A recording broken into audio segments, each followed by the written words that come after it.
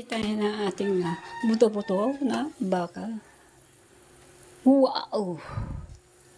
Wow! Dadagdagan ko mamaya ng sabaw yan. Higop sabaw. Sabaw. Sabaw. Ulam na.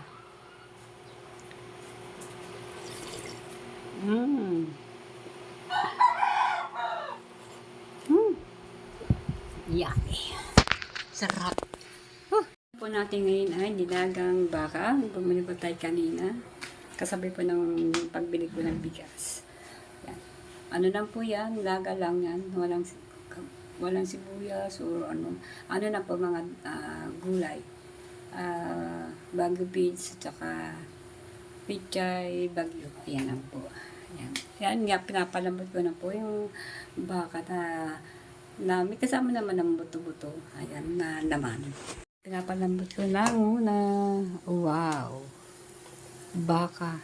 Ano baka sakali? Tanggalin po tayo ng mga ano, ito tatanggalin po natin mga singot-singot. Ang ating pichay bagyo. Ayan. Repolyo bagyo ba ito? Ang tag din. Repolyo bagyo. Ang tag dito. Ano may pangalan nito? Sunod isama kasi madumi po. May damage.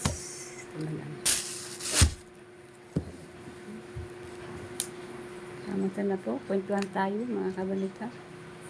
Ayan, tinatanggalan natin itong singot-singot.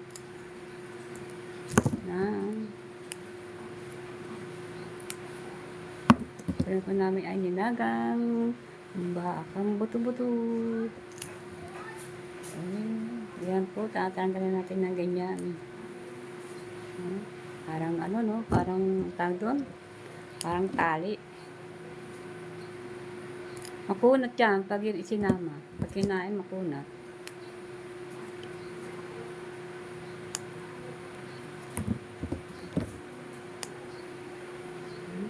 Haba, diba? Tinatanggal talaga yan. Ang iba kasi ginagayat-gayat lang. Tayo sa kusina, nagugus tayo ng mga gulay-gulay ang panglahok sa mga buto-buto. Ano ating cellphone na naglalabo-labo gawa ng ilaw. Hugas-hugas tayo ng pichay bagyo. Nagluro tayo na sabaw-sabaw. Kasi natin mabuti ang mga gulay. Tapos mamaya ano na may mga dahon. Alright. Binabad ko yung ano itong pichay bagyo. Kaya yan. Beans bagyo. Ating gripo. Gasin ulit natin. Ayan. Kasama ng dalawang sili. Ayan.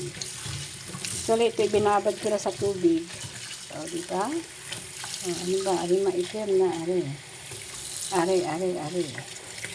Oh, my goodness. Tapon na natin yan. Meron tayong tapon ng basura dyan. Ayan. O, diba? Ari.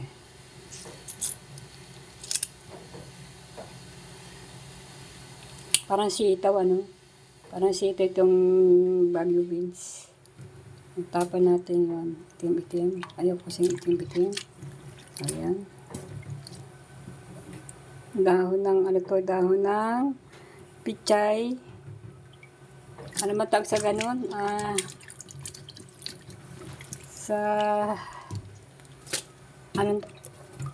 Sa dahon na yun? Pichay bagyo ba? Nabad natin dito yung pichay bagyo. Nahugasan na natin ito. Ito isasapaw ko sa curry. Magkasain tayo mamaya. Sasapaw ko yan. Alright. Talbos na naman ng unahin natin itong matigas. Yung pinakadulo. Ayan. O, diba? Ayan pa. Naku, ba? Wala nang katapusan dampot. Ayan. Hugasan natin ito. Lalagyan natin dito sa mahilagang kawali. Wala kasi ang mga ano namin na Ang aming planggana maliliit, puro may mga laman. Sari-saring abupot ng laman. Ito, babad mo natin diyan. Ito masarap ka, ginagawa itong kimchi. Yan. Tapos mamaya yung dahon naman. Kasi medyo matagal-tagal itong panambutin itong ito, kaysa dahon. Yung dahon mismo madali na lumambot. Na natin itong buto-butong baka. Ayan. Medyo matigas pa. Palambutin pa natin konti. Naka 1 minutes na. 1 minutes. Tanggalin natin ito. Hugasan ulit natin isa pa. Kasi isa pa lang hugas. Ayan.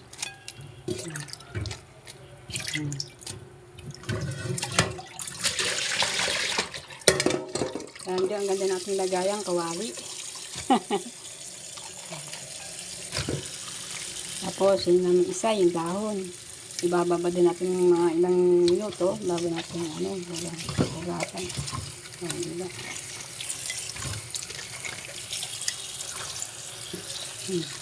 Para makita po ninyo kung paano ako maghugas ng mga gulay. Ayan. Para po ay tayo maging safety. Okay. Tuloy-tuloy lang hugas. Lagay ko na dito. Nagasan na natin. Yun ang isa.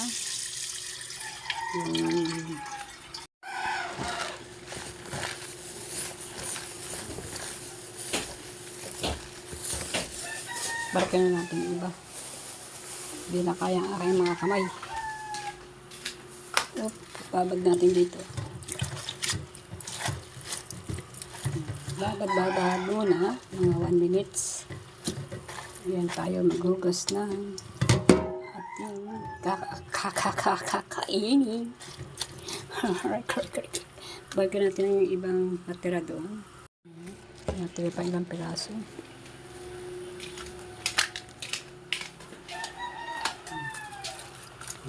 Ayan. Babad mo natin diyan bago natin hugasan mabuti. Ari, okay na? Okay? Okay. Ang tawag. Nasasapo ko sa kani. Patay muna natin gripo. Babad mo natin muna diyan. Itahin na ating buto-buto na baka. Wow!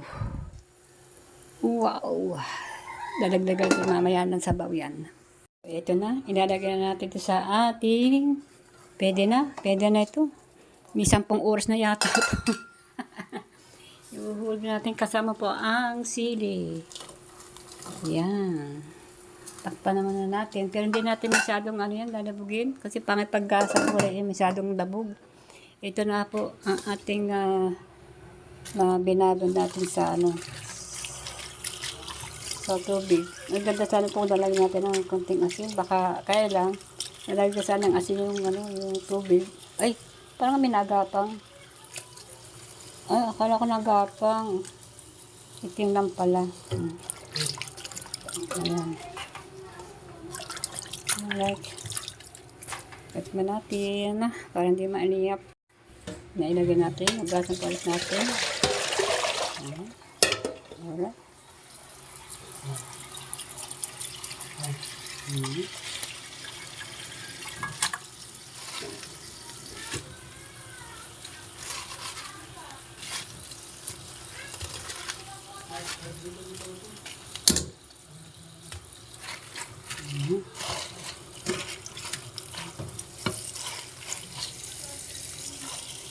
Sa panghugas. Hugasan po ulit natin. Sa sobrang hugas, wala na lang dahon. Alright. Okay.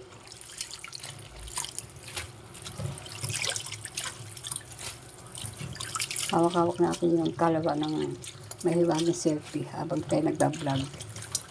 Vlog tayo na ito, ang pagkakilo ng aking asawa ng bigas. Ako naman ay ang pagluto po ng nilagang buto-buto ng baka. O diba? Alright. Maya tayo magsasaing na. Tingnan natin itong ating nilagay itong beans. Wow. Hindi pa nasulak. Alright. Abangin nyo. Aray, unahin ko man itong matitigas nito. Unahin na natin ito. Ilang minutes lang. Tapos bago natin ilagay yung dahon, pinaka dulo ng pichay bagyo. Ayan. Ang ulam namin today ay nilagang buto-buto namin, pichay bagyo, at saka beans. Ayan, aking asawa. Shout out. Shout out. Ano ulam natin ngayon? Nilaga. Nilagang. Baka ang buto-buto. Una mo ilagay. Ano po tayo? Wow. Diba ako makaan tumara? Kumain na. Ha? Kumain na. Kain po. Laban natin ang lasang luto mo. Walo lasang... Mm. Ah. Ah. Ah. Ah. Oh. Ang sarapan. Ako ay gulay laang. Hindi ako pwede kumain ng karne. Sabaw lang po ako at saka gulay. Kain po tayo. Ayan po. Hindi ako pwede kumain yan. Wala pa tayong ngipin. Ang hirap kasi walang pestiso. Ay mana magpakabit ng pestiso. No? Ha? Walang 8,000. Ito lang po ulamin ko sabaw. Sapat na.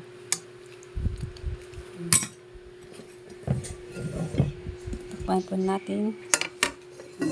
Kain po tayo. Alright. Itong aking kanin. At sabaw. Sabaw at gulay. Sapat na. Kain po tayo. Sabaw lang at saka gulay. Sapat na po sa akin. Yan. Kasi hindi po ako pwedeng kumain ng karne. Wala tayong ngipin sa taas. Hindi tayo pwedeng kumain ng matitigas. Lalo nung tayo magsisenior na tayo itong sa March 14. Yan. Advance happy birthday to me. Yan. March 14. So yan mga kabita. Tuloy-tuloy po tayo kumain. At ang aking asawa, mamaya po siya kakain. Kasi siya man ang tao sa tindahan. Sarap. Yan. Kain po tayo. Sabaw at gulay.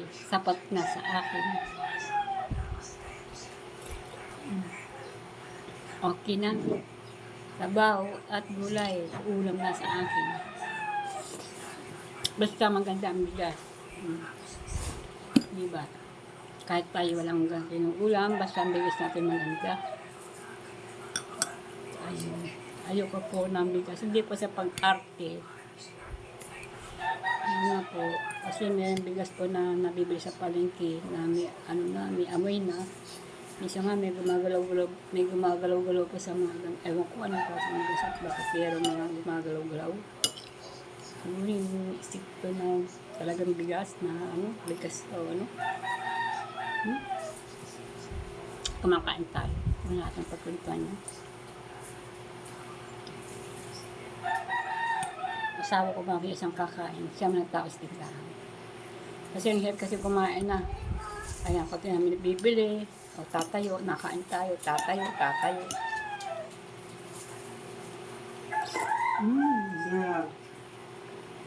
Sarap. Ha? Ganit pa?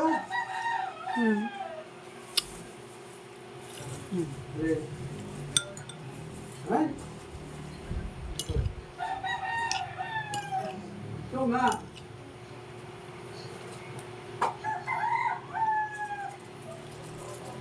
Sarap kumain.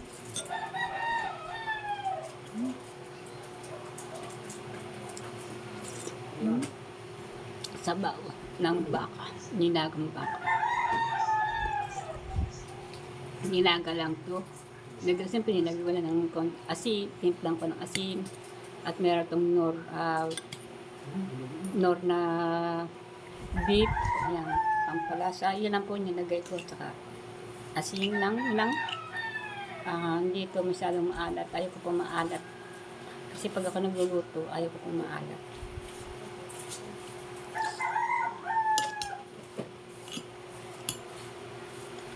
Wala akong sasawang kahit patis o bago. Ayoko. Kasi nagkakaedad na tayo. Kailangan iingat tayo sa mga kinakain natin. Hindi tayo pwede kumain ng alat. Bawal na sa atin na alat. Lalo na yan, wala akong ngipin. Hindi ako makakain ng karne. Gawa ng, siyempre, kahit malambot yan ang ating yan mahina na panunaw. Pag kami edad na.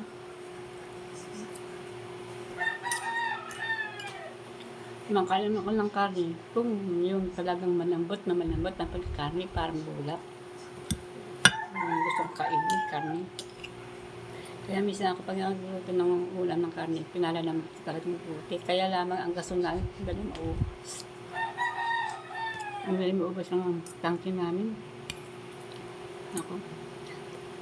Tama na sa akin sabaw-sabaw. Gulay-gulay yun. Gulay.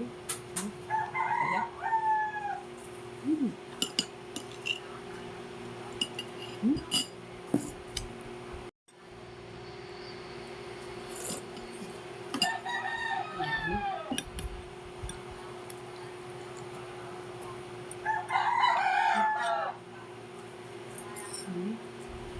Jai bagyo.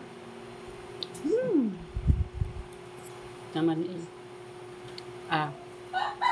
ito pa lang kinain kong una. Beans. Bagyo teman. Pichay bagyo. Yan.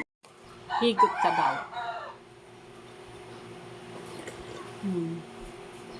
Sabaw. Sabaw. Ulam na.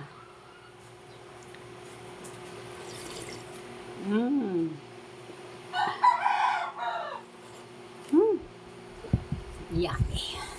Sarap. Po. Pichay bagyo at yung beans bagyo. Yan ang aking kanin. Konti na. Ubusin na natin yan.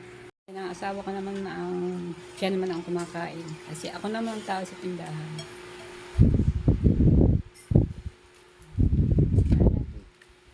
Kain na. Vlogs? Yes, vlogger. Vlogger si Nanay Kabonita. Yan, ako naman tao. Tapos ko nang kumain. Tayo naman tao sa tindahan. Tapos na ako kaming kumain. Pati yung asawa ko nandiyan sa labas. Papahinga. Ayan, ako po naman magpapahinga na rin. Kabonita, maraming salamat po sa inyo sa tiwala at sa panonood sa aking pag ako may bagong upload sa pagbablog ko. Thank you so much po. Ayan. So yan, napakasarap yung aming inulam na nilagang bakang buto-buto. Ayan, kalating kilo na baka ay isang punong-puno ng kaldero ng puro sabaw. Dahil ang habo ko lang po doon talagang sabaw. Ayan, sapat na sa akin ang ulam na yun. Yan, sa mga kabita. Thank you so much po. Maraming po salamat. Thank you for watching. Ingat po kayo palagi.